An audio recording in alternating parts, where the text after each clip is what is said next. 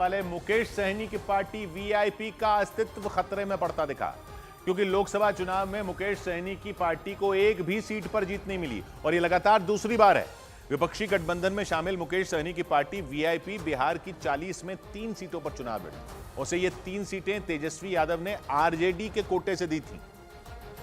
लेकिन नतीजे आए तो मुकेश सहनी की पार्टी के अस्तित्व पर ही खतरा मंडराता दिखा, क्योंकि लगातार दूसरे लोकसभा चुनाव में उनकी पार्टी का खाता तक नहीं खुल पाया और मुकेश सहनी की पार्टी वीआईपी बिहार में अपनी तीनों की तीनों सीटें हार गई। जबकि पूरे लोकसभा चुनाव के दौरान खुद को सन ऑफ मल्लाह बताने वाले मुकेश सहनी और तेजस्वी 250 सभाएं पूरी करने पर तेजस्वी को केक वाला सरप्राइज भी मुकेश सहनी नहीं दिया था। आप सबको मिर्ची क्यों लगवा जा रहा है कि उन्हें उम्मीद थी कि ऐसा करने पर उन्हें फायदा होगा, लेकिन नतीजा आने के बाद एक बार फिर वही हुआ जो 2019 में हुआ था।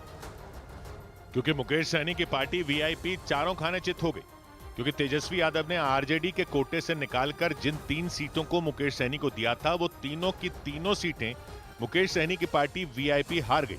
यानी मुकेश सहनी ने तेजस्वी यादव को निराश किया और लोकसभा चुनावों में एक बार फिर अपना खाता नहीं खोल पाए।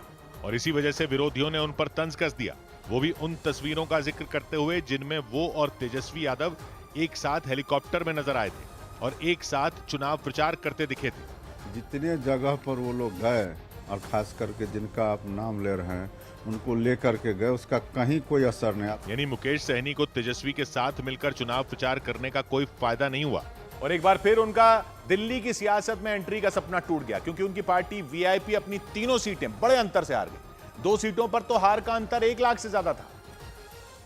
और ये दोनों सीटें हैं बिहार की गोपालगंज और झंझारपुर सीटें।